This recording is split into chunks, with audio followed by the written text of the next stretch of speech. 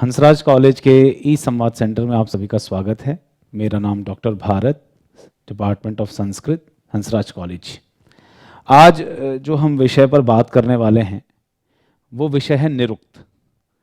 और निरुक्त प्रायः विश्वविद्यालयों में पढ़ाया नहीं जाता है और जो अंडर ग्रेजुएट छात्र हैं उनको तो परिचय भी शायद नहीं दिया जाता है, परंतु जो पोस्ट ग्रेजुएट जो परास्नातक छात्र हैं उनके लिए निरुक्त का एक छोटा सा पार्ट लगा हुआ है।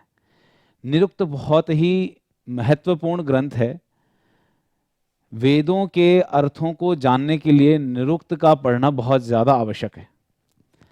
और हम देखते हैं कि निरुक्त की बहुत सारी व्याख्याएं उपलब्ध हैं, लेकिन निरुक्त का कोई ई कंटेंट उपलब्ध नहीं है। इसीलिए उसी श्रृंखला में आज हम निरुक्त का एक श्रृंखला प्रारंभ कर रहे हैं और उसमें प्रथम जो हमारा लेक्चर है वो है निरुक्त एक परिचय। आज हम निरुक्त के बारे में जानेंगे, निरुक्त किसे कहते हैं,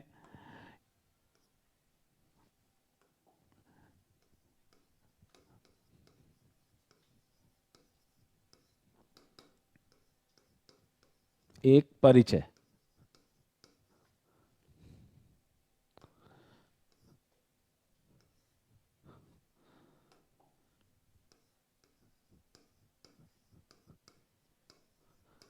निरुक्त किसे कहते हैं, निरुक्त किसके अंतर्गत आता है, इन सभी बातों पर हम थोड़ी सी चर्चा करेंगे। प्रायः हम देखते हैं कि 6 वेदांग हैं और 6 वेदांग में आप पाणिनीय शिक्षा यदि आप लोग जानते होंगे तो उसमें एक श्लोक आता है, छंदः पादौ तु वेदस्य हस्तौ कल्पोथ उच्यते ज्योतिषामयनम चक्षु श्रोत्रम निरुक्तम उच्यते। एक वेद भगवान, एक वेद पुरुष की कल्पना की गई है जिसमें वेद भगवान के पैरों को छंद बताया गया है। छंद क्यों पैरों को बताया गया है? क्योंकि छंद जो होता है वो गति प्रधान होता है। छंद आपकी बातों को एक गति देता है, लय देता है। वैसे ही वेद के जो पैर हैं, वेद के पैरों को छंद शास्त्र कहा गया क्योंकि पैर भी जो होते हैं वो गति प्रधान होते हैं। दूसरा, वेद के हाथों को कल्प कहा गया है। अब कल्प में क्या है? कल्प में जो यज्ञ में होने वाली क्रियाएं हैं, कर्म हैं, वो कल्प में वर्णित हैं। चूंकि हमारे हाथ भी कर्म प्रधान होते हैं, क्रिया प्रधान होते हैं, इसलिए वेद भगवान के हाथों को कल्प कहा गया। ज्योतिषामयनम चक्षु, चक्षु को ज्योतिष कहा गया, जो कि हमारी आंख भी क्या है? ज्योति प्रदान है। सब कुछ हम आंखों से देखते हैं। चक्षुर्वई ज्योति ही, तो ज्योति आंख जो है ज्योति प्रधान होती है। इसीलिए वेद भगवान का जो पुरुषत्व की जो कल्पना है, पुरुष की जो कल्पना है, उसमें जो वेद भगवान की आंखें हैं उसको ज्योतिष कहा गया। अब प्रश्न आता है कि निरुक्त को श्रोत्र क्यों कहें? निरुक्त को श्रोत्र क्यों कहा? चूंकि निरुक्त क्या है? अर्थ प्रधान ग्रंथ है। कौन सा ग्रंथ है जी? अर्थ प्रधान ग्रंथ है। अब अर्थ प्रधान ग्रंथ है तो अर्थ किसके द्वारा हमें पता चलता है? शब्द के द्वारा। अर्थ किसके द्वारा पता चलता है? शब्द के द्वारा। यदि शब्द हमारे अंदर नहीं जाएगा तो हम अर्थ को भी नहीं जान सकते। और शब्द किसके द्वारा गृहीत होता है? कर्णेंद्रिय के द्वारा। तो शब्द जब कान से हम सुनते हैं तब उसका अर्थावबोध होता है, और जब उसका अर्थावबोध होता है तो ही हमें किसी भी पदार्थ का सही स्वरूप पता चलता है।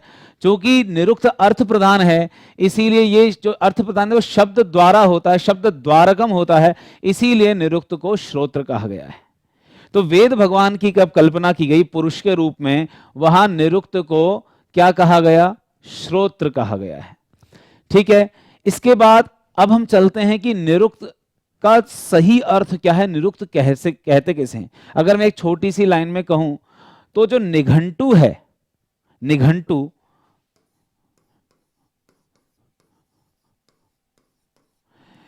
निघंटु की व्याख्या जो है उसको निरुक्त कहते हैं। निरुक्त में क्या है? निघंटु की व्याख्या है। अब हम प्रश्न है कि ये निघंटु किसे कहते हैं?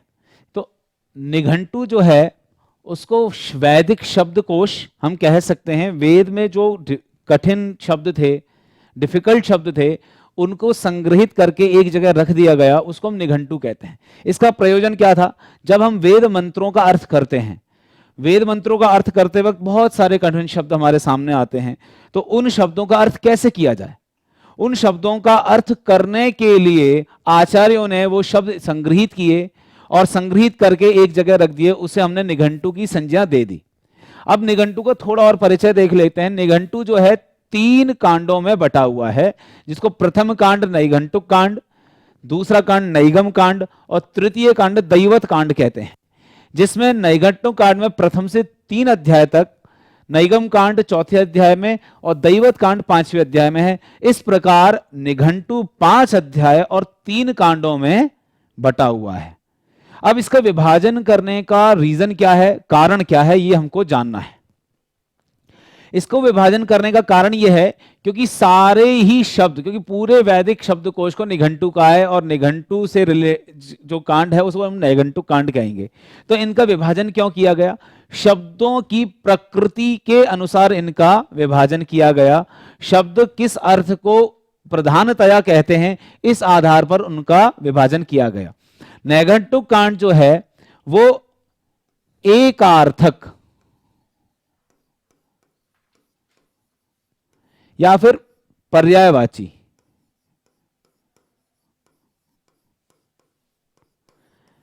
नैघंटुक कांड में जो शब्द एकार्थक हैं, एक ही अर्थ को कहने वाले हैं, या पर्यायवाची जिसको हम सिनोनिम इत्यादि अंग्रेजी में भी कहते हैं, एकार्थक शब्दों का संग्रह है। जैसे उदाहरण के तौर पर यदि आप नैघंटुक कांड को स्टार्ट करेंगे, और जब नैघंटुक कांड को आप स्टार्ट करेंगे तो सबसे पहले आपको पृथ्वी के 21 नाम मिलते हैं, जैसे कि गौ, गुमा, क्ष्मा,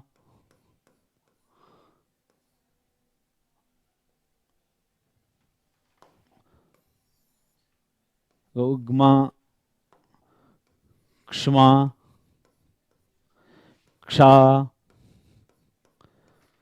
क्षमा इत्यादि 21 नाम हमको पृथ्वी के दिखाई देते हैं। ये इस पृथ्वी के पर्यायवाची हैं, एक ही अर्थ को कहने वाले हैं। तो जो एक ही अर्थ को कहने वाले हैं, पर्यायवाची शब्द हैं, उनको हमने नैघंटुक कांड में रखा, प्रथम से तृतीय अध्याय के अंतर्गत। अब आता है नैगम कांड। नैगम कांड क्या है? अनेकार्थक शब्दों का संग्रह है। इसमें किन शब्दों का संग्रह है? अनेकार्थक।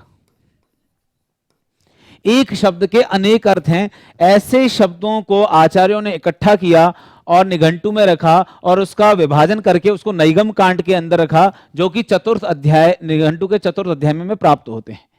अब आता है दैवत कांड। दैवत कांड में क्या है? जिन मंत्रों में देवताओं की प्रधानतया स्तुति की गई है, प्रधानतया स्तुत, प्रधानतया जिन मंत्रों में देवताओं की प्रधानतया स्तुति की गई है, ऐसे प्रधानतया स्तुत देवताओं के शब्दों को इकट्ठा करके एक जगह रख दिया गया और उसका नाम दे दिया दैवत कांड। इस प्रकार जो निघंटु है वो 5 दैवत कांड में देवतावाची शब्द हैं, जो कि 5वें अध्याय में हमको निघंटु के मिलते हैं। अब प्रश्न ये आता है कि निघंटु का कर्ता कौन है, निघंटु लिखा किसने? इसमें अनेक मत हैं। जो आज हमें निघंटु प्राप्त होता है 5 अध्याय और 3 कांडों में विभक्त, उनके रचयिता कुछ लोग, कुछ आचार्य यास्क को ही मानते हैं और कुछ आचार्य यास्क को नहीं मानते हैं। जो यास्क को मानते हैं, समी अनुशीलन से थोड़ा अध्ययन करने पर यह पता चलता है कि जो यास्क को ही मानते हैं वह भी मत पूर्णतया ठीक नहीं है, और जो यास्क को मानते ही नहीं है वो भी मत पूर्णतया ठीक नहीं है। क्योंकि निघंटु जो रचना है वो यास्क ने लिखा ऐसा नहीं है। निघंटु समय समय से प्राचीन परंपरा से चला आ रहा है। कैसे चला आ रहा है? क्योंकि जब यास्क निरुक्त की व्याख्या करते हैं, अभी हम आगे के जो हमारे व्याख्यान होंगे उसमें इति नैरुक्ताः, ऐसे कई बार ऐसे शब्द हमको सुनने को मिलेंगे। इति नैरुक्ताः मतलब आचार्य जो हैं, यास्क से पहले भी 14 आचार्य जो थे वो निरुक्त के आचार्य वहां पर हैं, और यास्क उनका नाम लेते हैं। गार्ग्यः, वार्षायणी, कौत्सः, औदुंबरायणः, ऐसे कई आचार्यों का नाम लेते हैं। इसका मतलब यास्क के पहले निरुक्त के आचार्य थे, और निरुक्त था तो इसका मतलब निघंटु होगा ही, क्योंकि निघंटु की व्याख्या ही निरुक्त है, इसका मतलब निघंटु होगा। इसका सबसे पहला प्रमाण जो हमको मिलता है निघंटु का, वो मिलता है महाभारत में। महाभारत में एक श्लोक आता है, वृषो ही भगवान धर्मः ख्यातो लोकेशु भारत नैघंटुक पदाख्याने विद्धि माम वृषमुत्तमम, कि वृषो ही भगवान धर्म ख्यातो लोकेशु भारत, लोकेशु ख्यातः वृष भगवान, एक वृष नाम के आचार्य हैं, जैको नैघंटुक पदाख्याने विद्धि माम वृषमुत्तमम, नैघंटुक पदाख्याने, नैघंटुक पदों के आख्यान में, कथन में मुझे ही तुम प्रथम आचार्य मानो, या मैं ही वृष ने ये आख्यान किया है। इस प्रकार का एक प्रमाण हमको महाभारत में मिलता है कि जो वृष हैं, आचार्य वृष, इसको वृषा कपि हमको कहीं कहीं मिलता है, तो वो नैघंटुक के प्रथम आचार्य के रूप में महाभारत में हमको मिलते हैं।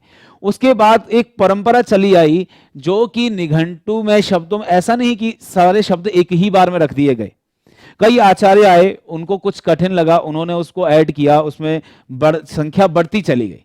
लेकिन जब यास्क थे तो यास्क के सामने निघंटु एक व्यवस्थित रूप में नहीं था, एक व्यवस्थित रूप में निघंटु का स्वरूप नहीं था। तो यास्क ने क्या किया, उन सारे निघंटुओं को एक व्यवस्थित स्वरूप दिया। तो आज का जो हमें निघंटु प्राप्त होता है, यास्क उसके पूर्णतया कर्ता ना है, ना होकर परिष्कर्ता है, परिष्कारक हैं। उन्होंने निघंटु का परिष्करण किया, परिष्कार किया और उसको एक व्यवस्थित रूप दिया। तो ये आज हमें निघंटु प्राप्त होता है, वो प्राचीन परंपरा से आया निघंटु है, जिसको यास्क ने एक व्यवस्थित रूप हमको प्रदान किया है।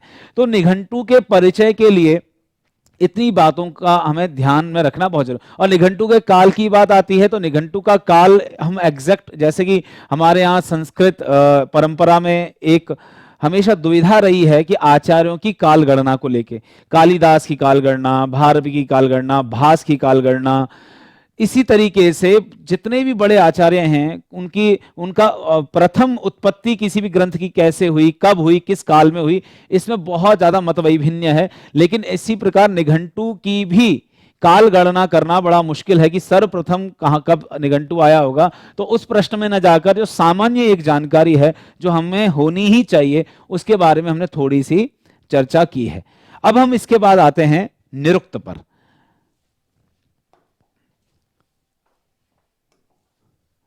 निरुक्त किसे कहते हैं? निरुक्त मैंने जैसा कि बताया, निघंटु की व्याख्या जो है वो निरुक्त है, ये मैंने अभी आप लोगों को बताया।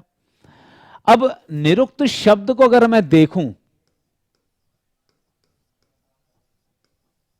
अगर निरुक्त शब्द को देखूं तो अगर इसकी थोड़ा सा हम स्वर संस्कार, संस्कार इत्यादि देखें, संस्कार का मतलब है व्याकरण प्रक्रिया। निरुक्त में आएगा तद्येषु पदार्थेषु स्वर संस्कार समर्थतो प्रादेशिकेन गुणेनान्वितौ स्याताम तथा तानि निर्ब्रूयात्, ये सारा आएगा। तो स्वर संस्कार, संस्कार का मतलब है प्रकृति प्रत्यय इत्यादि। तो अगर मैं निरुक्त शब्द की व्युत्पत्ति देखूं, इसका संस्कार देखूं, तो इसमें निरुपसर्ग है, वच धातु है और त प्रत्यय है। ये त प्रत्यय किसमें आया है? भाव अर्थ में आया है। किस अर्थ में आया है? यहां पर भावेक तः, भाव अर्थ में ये त प्रत्यय आया है। निरुपसर्ग वच, कुछ लोग कुछ आचार्य इसको ब्रू धातु से भी ये बना है ऐसा मानते हैं। इसलिए कई कई निरुक्त में हम जब आगे आने वाले लेक्चर्स में देखेंगे, कहीं कहीं आचार्य कहते हैं निर्ब्रवीति, निर्ब्रवीति, तो ब्रू धातु से। तो निरुक्त, इन दोनों से ही निरुक्त शब्द सिद्ध हो जाता है। तो अब इसका अर्थ क्या निकला? अगर इसकी व्युत्पत्ति की जाए तो इसका अर्थ क्या निकला? तो अगर इसकी व्युत्पत्ति करें तो इसकी व्युत्पत्ति निकल सकती है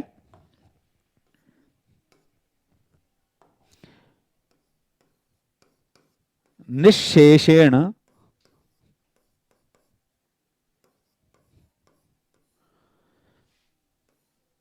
निष्कृष्टतया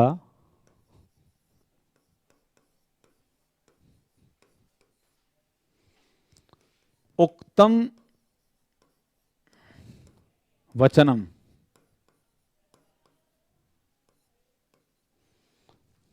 निरुक्तम।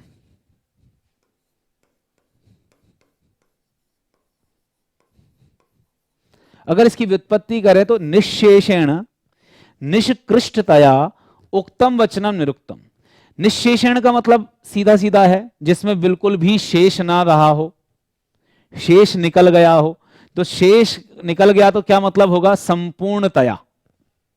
तृतीय व्यक्ति एक वचन है निशेषण, इसका अर्थ अगर हम करें तो आ जाएगा संपूर्णतया।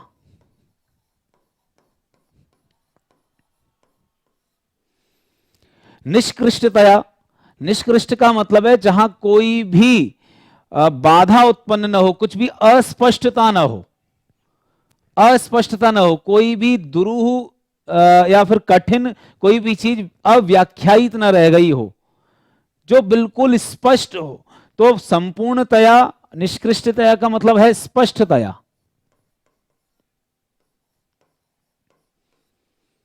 निशेषण निष्कृष्टतया उक्तम वचनम, संपूर्णतया स्पष्टतया उक्तम वचनम, कहा गया वचन कथन, उससे हम क्या कहेंगे? निरुक्त कहेंगे। निरुक्तम इति उच्यते, ये निरुक्त कहते हैं इसको। अच्छा, इसके साथ साथ जो सायणाचार्य हैं, उन्होंने भी ऋग्वेद भाष्य भूमिका में निरुक्त की एक व्याख्या, एक व्युत्पत्ति दी है, उसको भी हम यहां देख लेते हैं।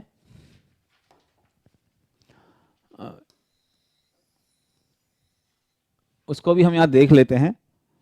वो कहते हैं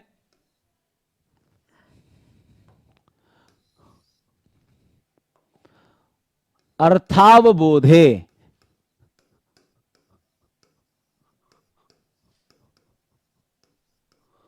अर्थावबोधे निरपेक्षतया, निरपेक्ष अर्थावबोधे निरपेक्षतया पदजातम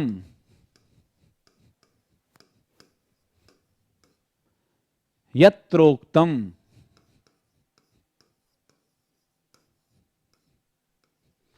तन्निरुक्तम।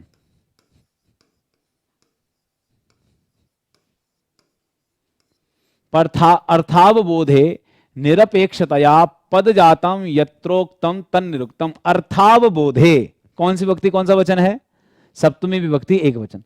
अर्थ के अवबोधन में, अर्थ के ज्ञान में, अर्थ के अवगमन में निरपेक्षतया, बिना किसी की अपेक्षा के, पद जातम, पदों का जो समूह है, जातम शब्द किसका है? समूह का वाची है। पदों का जो समूह है, यत्र मतलब यस्मिन, उक्तम मतलब कहा गया है, उस शास्त्र को हम निरुक्त कहते हैं। ऐसे भी एक परिभाषा हमको ऋग्वेदादि भाष्य भूमिका, ऋग्वेदादि भाष्य भूमिका दो लोगों ने लिखी, आपको ध्यान होना चाहिए। एक आचार्य सायण ने लिखी है, एक महर्षि देव दयानंद सरस्वती ने लिखी है। जो महर्षि दयानंद सरस्वती की ऋग्वेद भाष्य भूमिका में ये नहीं है, ये जो है आचार्य सायण की ऋग्वेदादि भाष्य भूमिका में हमको यह अर्थ मिलता है। तो निरुक्त की एक सामान्य परिभाषा देखें तो निरुक्त की सामान्यतया परिभाषा में हमको प्राप्त होता है। अच्छा, निरुक्त में कितने अध्याय हैं, इसको लेकर भी आचार्यों में, कई आचार्यों में मत वैभिन्न है, क्योंकि निरुक्त के जो सबसे प्रामाणिक टीका मानी जाती है या टीकाकार माने जाते हैं, जिसको पढ़ा पढ़ाया जाता है, उनका नाम है दुर्गाचार्य। क्या नाम है उनका? दुर्गाचार्य। दुर्गाचार्य ने निरुक्त पर टीका लिखी, जिसको हम दुर्ग टीका कहते हैं, लेकिन उसका नाम है ऋज्वर्था। उनकी टीका नाम क्या है? ऋजु कहते हैं सरल, जो सरलतया अर्थ का बोध कराते, ऋज्वर्था। तो आचार्य दुर्गाचार्य ने निरुक्त के जो है उसकी जो व्याख्या लिखी, वो 13 अध्याय तक लिखी है। कहां तक लिखी है? 13 अध्याय तक। लेकिन इसका मतलब ये नहीं कि निरुक्त में 13 ही अध्याय हैं। 13 अध्याय के अंदर ही वो 14वें अध्याय का भी समावेश कर लेते हैं परिशिष्ट के रूप। 12 अध्याय तक निघंटु की व्याख्या है, और 13वां और 14वां जो अध्याय है निरुक्त का, वो परिशिष्ट है। निरुक्त का परिशिष्ट नहीं है, दैवत कांड का परिशिष्ट है। ये कंफ्यूजन है कई लोगों में, और विद्यार्थियों में खासकर कंफ्यूजन रहता है कि निरुक्त के कितने अध्याय माने जाएं। तो कुछ कहते हैं 12 अध्याय ही निरुक्त में है, उनका कारण क्या है कि निघंटु की जो व्याख्या है, क्योंकि निघंटु की व्याख्या निरुक्त है, तो निघंटु की जो व्याख्या है वो निरुक्त है, तो 12 अध्याय तक निघंटु की व्याख्या समाप्त हो जाती है।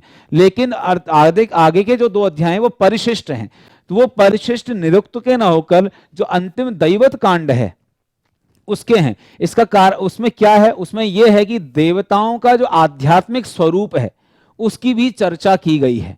तो इसीलिए निरुक्त में 14 अध्याय आगे जाकर सर्व स्वीकृत हुए, सभी लोग उसमें 14 अध्याय ही स्वीकार करते हैं।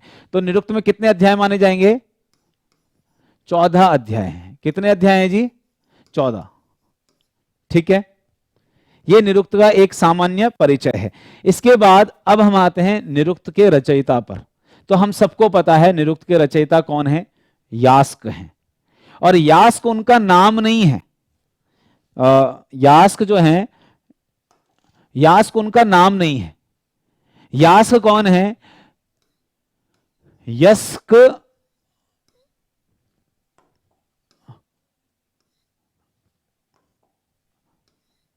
यस्क गोत्र में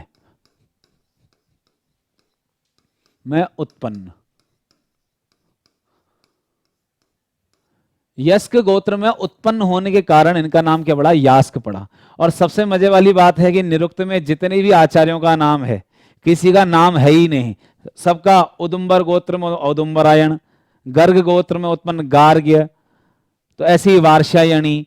तो किसी का भी अगर आप नाम ढूंढना चाहें तो नाम नहीं मिलेगा, उनके गोत्र के नाम से ही उनका नाम है। तो यस्क गोत्र में उत्पन्न यास्काचार्य हैं और इनका जो समय है वो 700 ईसा पूर्व, ठीक है, BCE 700 ईसा पूर्व इनका समय माना। हम काल में बहुत ज्यादा नहीं जाएंगे क्योंकि हमें अभी शास्त्र भी पढ़ना है, इसीलिए 700 ईसा पूर्व इससे इनका समय माना जाता है। ठीक है, तो इतना यास्काचार्य के बारे में कि यास्क ने ही लिखा निरुक्त। और उनका जो निरुक्त, अच्छा निरुक्त यास्क से पहले भी कई उपलब्ध थे, लेकिन जो अभी हमें संप्रति उपलब्ध होता है, जैसे पाणिनि के पहले भी व्याकरण लिखा गया, लेकिन जो अष्टाध्यायी जो अभी स्वरूप है व्याकरण का उसे हम पाणिनीय व्याकरण बोलते हैं। वैसे ही निरुक्त पहले भी उपलब्ध थे, लेकिन यास्क तक आते आते वो निरुक्त का पठन पाठन कम हो गया, प्रचलन कम हो गया, एक तरह से विलुप्त हो गए। तो यास्क ने पुनः इसका गठन किया और अपना निरुक्त जो हमें मिलता है वो यास्क द्वारा प्रणीत है, इसलिए यास्क द्वारा प्रणीत निरुक्त हम मानते हैं। और उनका समय है 700 ईसा पूर्व। अब एक महत्वपूर्ण प्रश्न, क्योंकि ग्रंथ में जाने से पहले, ग्रंथ में प्रवेश करने से पहले जो सामान्य गुत्थियां हैं, सामान्य प्रश्न हैं, सामान्य परेशानियां, उनको जान लेना बहुत जरूरी है। अब ये निरुक्त का प्रयोजन, कुछ लोग कहते हैं कि व्याकरण और निरुक्त में क्या अंतर है, क्योंकि व्याकरण से भी अर्थावबोध होता है और निरुक्त से भी अर्थावबोध होता है। तो इसमें इन दोनों में डिफरेंस क्या है और निरुक्त का प्रयोजन क्या है, ये 2 प्रश्न हमारे सामने रहते हैं और इनका उत्तर ढूंढने की कहीं भी आप लोगों को जरूरत नहीं है। निरुक्त के जब आप अध्ययन करेंगे तो प्रथम अध्याय में ही ये सारे प्रश्नों का उत्तर यास्क स्वयं दे देते हैं। अभी हम आते हैं कि व्याकरण और निरुक्त में क्या अंतर है, क्यों व्याकरण और निरुक्त को अलग अलग माना, क्योंकि जब छंदः पादौ तु वेदस्य हस्तौ कल्पोथोच्यते ज्योतिषामयनं चक्षुष निरुक्तं श्रोत्रम उच्यते शिक्षाघ्राणं तु वेदस्य मुखम व्याकरणम स्मृतम तस्मात् सांगमदित्यैव ब्रह्मलोके महीयते। तो व्याकरण को मुख बताया, निरुक्त को श्रोत्र बताया, तो निरुक्त और व्याकरण को अलग अलग क्यों कहा? इससे पहले एक बात और जान लेना जरूरी है। कुछ आचार्य ऐसा प्रश्न करते हैं या कुछ विद्यार्थी भी ऐसा प्रश्न करते हैं और कुछ आचार्यों ने उनका समाधान लिखा। वो कहते हैं कि जो 6 वेदांग हैं, जो 6 वेदांग हैं, षड वेदांग हैं, उसमें निघंटु का परिगणन होना चाहिए, निरुक्त का नहीं। निरुक्त का परिगणन करने की जरूरत नहीं है, क्योंकि क्योंकि निघंटु मूल ग्रंथ है, ये तो व्याख्या ग्रंथ है ना, ये तो व्याख्या ग्रंथ है, ये मूल ग्रंथ तो है नहीं। तो मूल ग्रंथ होना चाहिए, उसका व्याख्या ग्रंथ तो अपने आप आ जाएगा। जैसे आप किसी भी ग्रंथ पर टीका लिखें तो ग्रंथ के साथ वो टीका अपने आप ही समाहित हो जाती है, वैसे निघंटु श्रोत्रमुच्यते ऐसा बोलना चाहिए, निरुक्त नहीं। अगर आप निघंटु को निरुक्त की सिर्फ व्याख्या ही स्वीकार करेंगे तो यह बात ठीक हो जाएगी, लेकिन निरुक्त जो है केवल निघंटु की व्याख्या नहीं है। निरुक्त क्या करता है? निरुक्त वेदों के जो ये कठिन शब्द है उनका तो अर्थ कराता ही कराता है, इसके साथ साथ वो क्या करता है, वो जो उसके जैसे और भी शब्द हैं उनका भी अर्थावबोध वो कराता है। वेद के शब्दों का अर्थ तो करा ही कर रहा है, वेदों का अर्थ वहां से निकल ही निकल रहा है, लेकिन उसके जैसे अन्य शब्द हैं उनका भी वो बोध कराता है। इसके साथ साथ भाषा दर्शन, जैसे आप बढ़ेंगे षड भाव विकार भवंती इति वार्षायणी, षड भाव विकार होते हैं, ठीक है, षड क्रिया विकार होते हैं। ये एकदम दार्शनिक पहलू है, ये निरुक्त का क्या है? दार्शनिक पहलू है। भाषा दर्शन भी निरुक्त में हमको प्राप्त होता है। जब हम आचार्य की व्युत्पत्ति करते हैं, आचार्य कस्मात्, तो कहता है आचार्य आचारम ग्राह्यति, आचिनोति अर्थी अर्थम आचिनोति बुद्धिम इति वा। तो ये सब दार्शनिक पहलू हैं। उसमें बिल्म ग्रहणाय, तो बिल्म का उस समय क्या क्या रीजन था कि बिल्म ग्रहणाय ऐसा लिखा? वो कई सारे उस समय के पहलू, उस समय की जो सामाजिक व्यवस्थाएं हैं या फिर उस समय के जो दार्शनिक पक्ष रहे उनका भी विवेचन करता है। तो निरुक्त केवल वेदों के मंत्रों का अर्थ न कराकर उसका अपना भी एक प्रयोजन है, उसका अपना भी एक अस्तित्व है। इसीलिए निघंटु अर्थावबोध नहीं करा सकता, निघंटु केवल संग्रह मात्र है। इसलिए वेदांगों में निघंटु को न रखकर किसको रखा? निरुक्त को रखा। ये थोड़ा सा आपको ध्यान में रहना चाहिए। इसके अलावा अब हम थोड़ी सी चर्चा कर लेते हैं कि निरुक्त और व्याकरण में क्या अंतर है।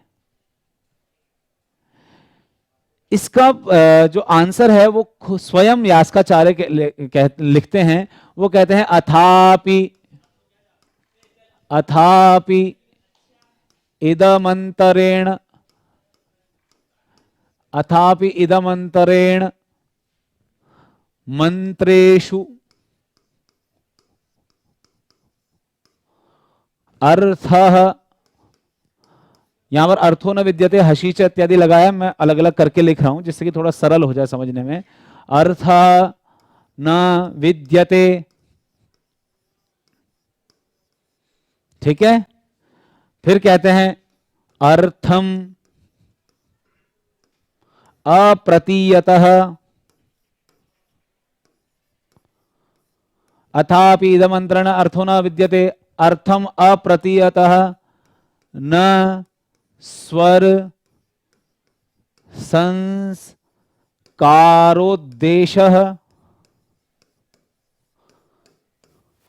न संस्कारोद्देशः तदिदं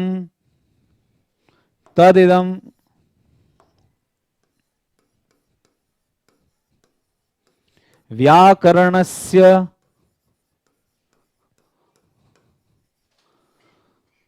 कार्त्स्न्यम्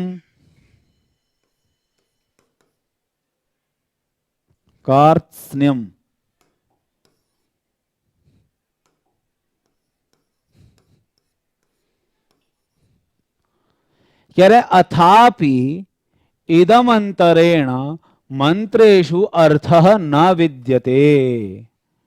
इदम अंतरेण, इसके बिना, किसके बिना? निरुक्त के बिना। मंत्रेषु, मंत्रों में या मंत्रों का जो अर्थ है उसका बोध नहीं होगा। इस निरुक्त शास्त्र के बिना मंत्रों का जो अर्थ है न विद्यते, वो नहीं होता है। और अर्थम अप्रतीयतः, अर्थ को जाने बिना उस शब्द की प्रकृति, स्वर संस्कारोद्देश, स्वर उदात्त अनुदात्त स्वरित स्वर, और संस्कार का मतलब प्रकृति प्रत्यय। किसी भी शब्द में एक प्रकृति होता है, प्रत्यय होता है, सफिक्स प्रीफिक्स इत्यादि लगे होते हैं। वो जो संस्कार है उसका भी बोध नहीं होता है। इसीलिए निरुक्त जो है व्याकरणस्य कार्त्स्न्यम, व्याकरण को पूर्ण करता है। निरुक्त के बिना व्याकरण अधूरा है। अब ये कैसे करता है, थोड़ा सा इसको जानो। निरुक्त क्या करता है, शब्द देखता है, सबसे पहले उसके अर्थ की खोज करता है, और अर्थ की खोज करने के बाद उसका स्वर, संस्कार, प्रकृति, प्रत्यय, उपसर्ग, निपात, उसकी कल्पना करता है। तो पहले वो अर्थ को देखेगा और बाद में उसके स्वर संस्कार को करता है। व्याकरण क्या करता है, व्याकरण शब्द को देख के उसके स्वर संस्कार को ढूंढेगा। पर प्रश्न यह है, यदि आपको अर्थ ही नहीं पता तो आप स्वर संस्कार ढूंढेंगे कैसे? किसी चीज का आपको अर्थ पता है तो ही तो आप ढूंढेंगे, अच्छा इसमें यह धातु होगी, इसमें यह प्रत्यय होगा। जब आपको अर्थ ही नहीं पता, आपको एक नया शब्द लाके दे दिया जाए, आपको अर्थ ही नहीं पता, आप क्या उसका क्या नाम है, स्वर संस्कार ढूंढेंगे? तो स्वर संस्कार की चीरफाड़ करना शब्द की वो व्याकरण का काम है, लेकिन वो तभी हो सकता है जब आपको अर्थ पता हो। और अर्थ किसके लिए कहां से पता चलेगा? निरुक्त से। इसलिए आगे कहते हैं अर्थः नित्यम परीक्षेत संस्कारम न आद्रियेत। हमें पहले अर्थ खोजना है। हमें पहले क्या खोजना है? अर्थ। यदि संस्कार, धातु, प्रत्यय, प्रकृति इत्यादि हमें नहीं भी मिल रही है, अलग से मिल रही है, तो उसकी हम कल्पना कर लेंगे। तो अर्थः नित्य परीक्षेत संस्कारम न आद्रियेत विषयवत्यो ही। देखिए वो एक लाइन है कि जो वृत्तियां होती हैं वो संशय युक्त होती है, मतलब संशय रहता है, इसलिए अर्थ पता होगा तो संशय नहीं होगा। इसलिए निरुक्त जो है वो निरुक्त शास्त्र जो है वो अर्थावबोधक शास्त्र है, अर्थ प्रधान शास्त्र है। और व्याकरण क्या है? शब्द प्रधान शास्त्र है। व्याकरण शब्द प्रधान है और निरुक्त अर्थ प्रधान है। इस तरीके से समझिए कि मान लीजिए एक शब्द, एक ये रूप काया है, ये सामने दिखाई देती है, तो इसमें आपने कहा ये भुजाएं हैं, ये ललाट है, ये मुख है, ये उदर है, ये वक्ष है, ये जंघा है। तो ये तो व्याकरण का काम है, लेकिन इसके अंदर की जो आत्मा है, क्योंकि अर्थ शब्द की आत्मा तो अर्थ है, अर्थ नहीं तो शब्द की क्या वैल्यू? हम उन शब्दों का कभी प्रयोग नहीं करते जिनका अर्थ नहीं होता है। तो उसकी आत्मा का काम जो है वो निरुक्त करता है, अर्थावबोध निरुक्त। और उसका जो शब्द का स्वरूप जो है वो व्याकरण। ऐसा नहीं है कि व्याकरण के द्वारा हमको अर्थ नहीं पता चलता, हम शब्द और अर्थ, लेकिन वहां प्रधानतया शब्द को देखा जाता है और उसके आधार पर अर्थ। लेकिन उससे पहले भी आपको अर्थावबोध होना चाहिए, वो किस अर्थ में प्रयुक्त हो रहा है लोक में। कोई शब्द लोक में किस अर्थ में प्रयुक्त हो रहा है, वो अर्थ हमको पता होगा तो हम उसका प्रकृति, प्रत्यय इत्यादि आसानी से उसका विश्लेषण कर सकते हैं। तो ये अंतर है निरुक्त और व्याकरण के मध्य। तदिदम इस प्रकार निरुक्त और व्याकरण का जो भेद है वो हमें पता चलता है। अंत में एक छोटा सा जो पॉइंट है उसको कवर करके आज के व्याख्यान को हम यहीं रोकेंगे और कल जो आगे आने वाली श्रृंखला है उसमें हम निरुक्त शास्त्र में प्रवेश करेंगे। ये निरुक्त लिखा क्यों गया, इसका भी उत्तर जो है यास का अपने निरुक्त शास्त्र में देते हैं। वो कहते हैं साक्षात्कृत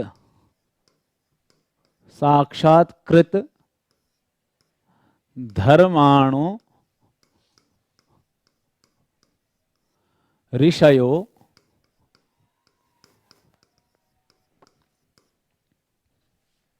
बभूवुः।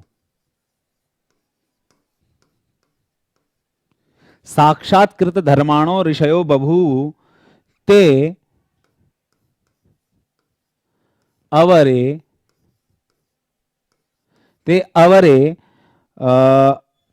अवरेभ्यो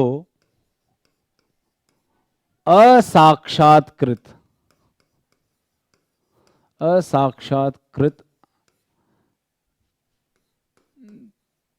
धर्मेभ्यो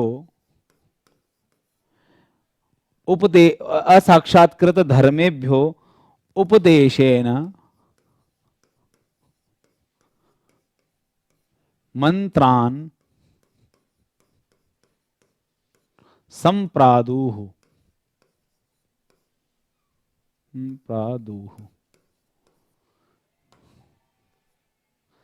संप्रादुः उपदेशाय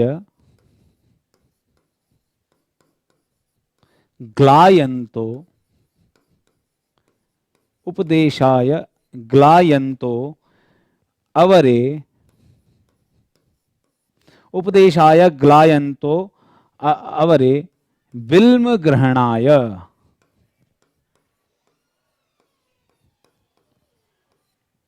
बिल्म ग्रहणाय इमं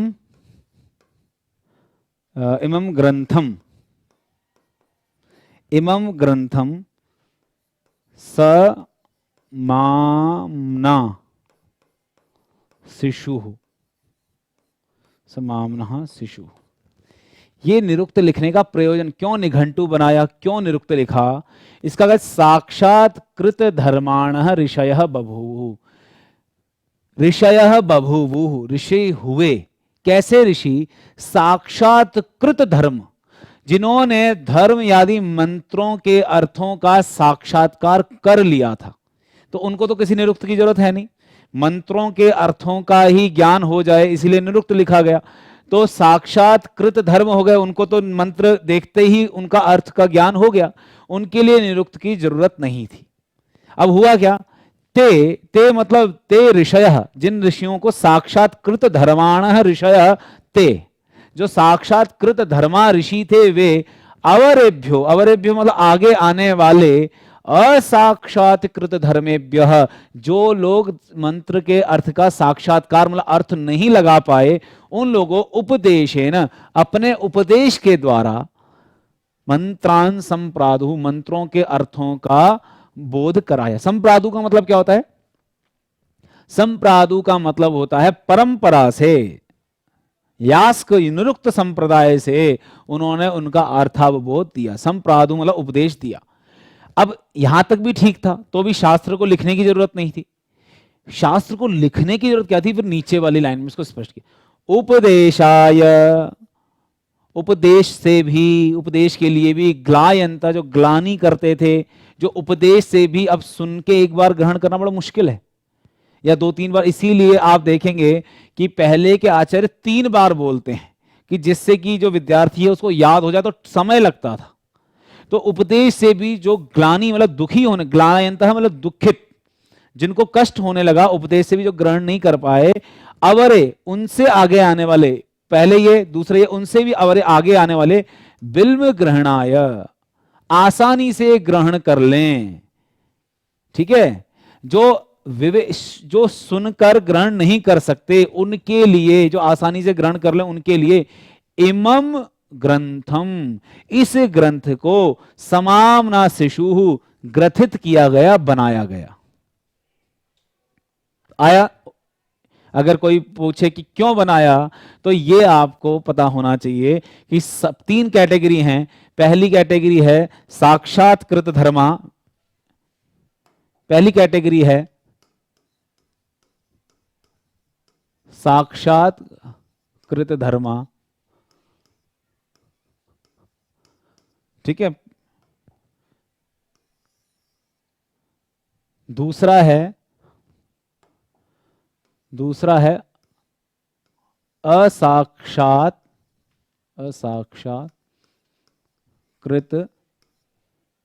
धर्मा, लेकिन क्या है? उपदेश से,